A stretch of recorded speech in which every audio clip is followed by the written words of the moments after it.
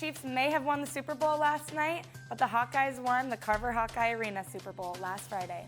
Check out the wrestling highlights and more coming up in sports. Punxsutawney Phil didn't see a shadow, predicting an early spring. Does that mean we'll be seeing warmer temperatures as soon as this week?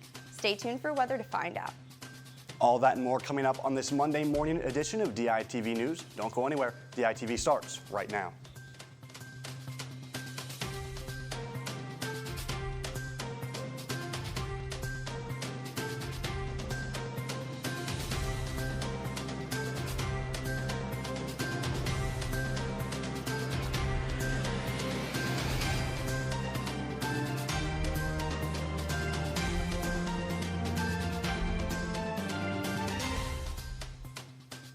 Good morning and thank you for tuning in. I'm John Rawson.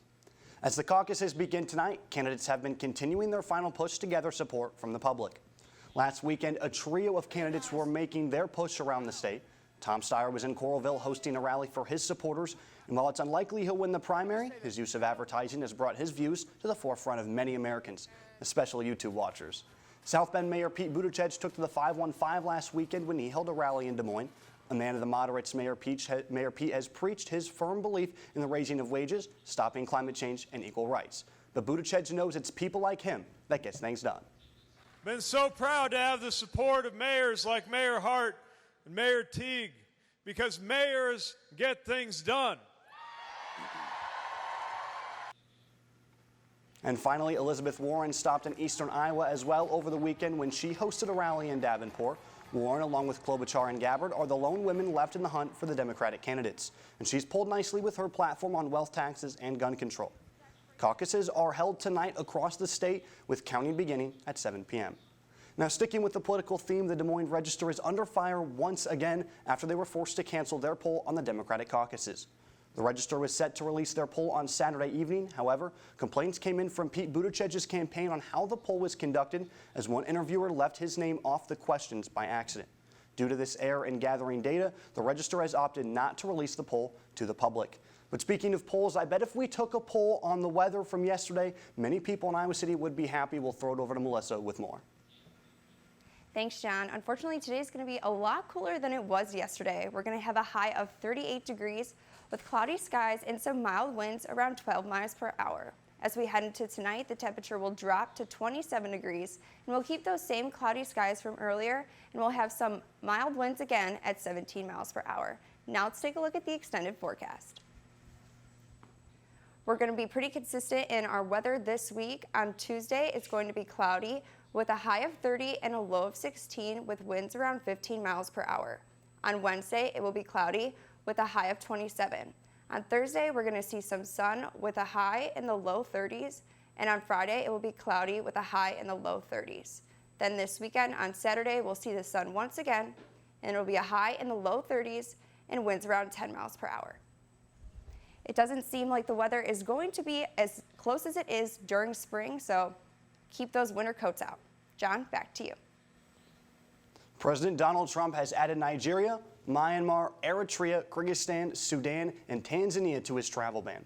The administration claims that these bans are essential to ensure safety requirements to enter the U.S. However, there have been objections. Immigrants can be allowed waivers from the restrictions if they are facing undue hardships, but that process has been described as vague. These new restrictions are likely to affect over 12,000 new immigrants trying to enter the U.S., and Nigeria is expected to be severely impacted. Nigerian residents are especially shocked to be added to this ban. That's absurd. It shouldn't fly. We should be allowed to go into the United States. What about those that want to do business and also do trades and very important stuff there? This ban will take effect on February 22nd, and it will affect immigration visas and are predicted to affect all 6 countries' Muslim populations in particular. But we'll throw it over to Tanner and Dallas with more on wrestling from last Friday. Take it away, guys. Thanks, John. Now the Hawkeyes had 4 players competing in the Super Bowl last night, but it was a duo of Anthony Hitchens and Ben Neiman that helped the Chiefs come out on top with a score of 31-20. But Kim, that Super Bowl didn't look nearly as fun as the wrestling version of the Super Bowl that happened last Friday. Carver Hawkeye Arena was as loud as it's ever been, but the top-ranked Hawkeyes took on number 2 Penn State, and it was just electric. It seems like we say this every meet, but Iowa started hot with another Spencer Lee Tech fall to put Iowa up 5-0. After the break, Alex Marinelli was handed his first ever loss in Carver to top-ranked Vincenzo Joseph thanks to this near fall. Joseph avenged his loss to Marinelli in the Big Ten Championships last season.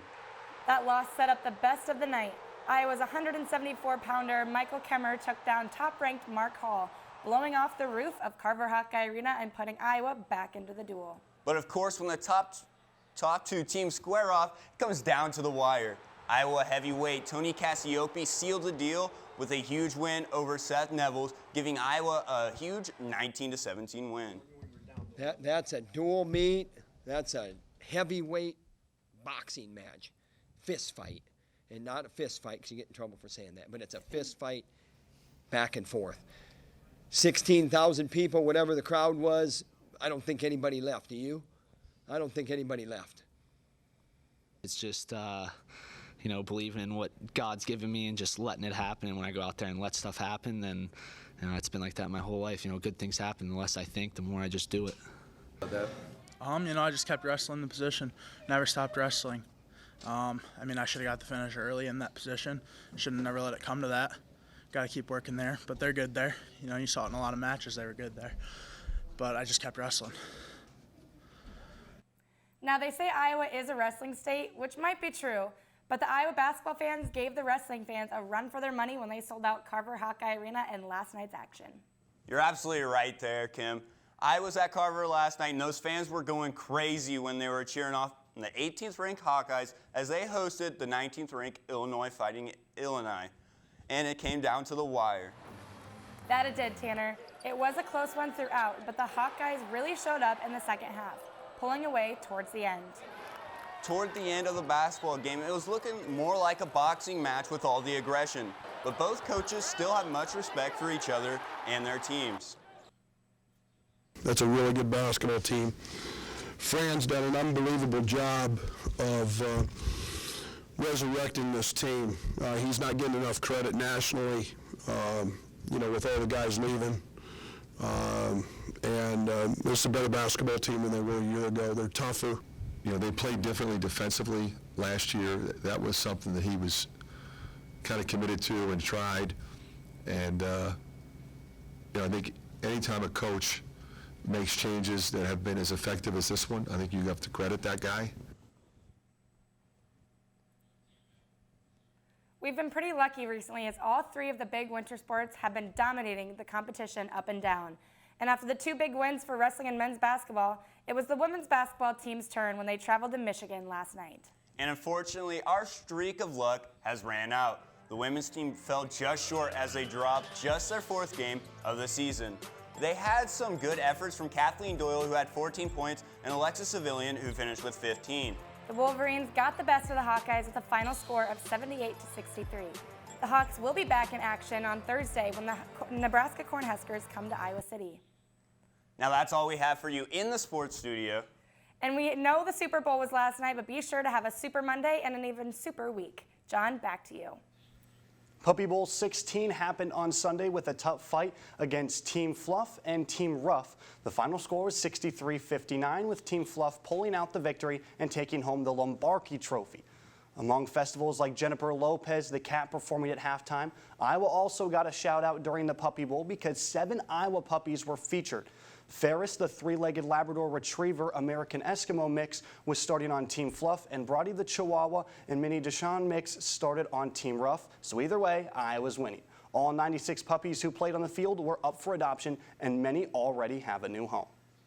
But that's all we have for you on this Monday morning edition of DITV News. Be sure to head over to dailyiowan.com for all your latest news between Monday and Friday. And if that isn't enough for the Daily Iowan for you, be sure to check out our print edition of the news on stands now.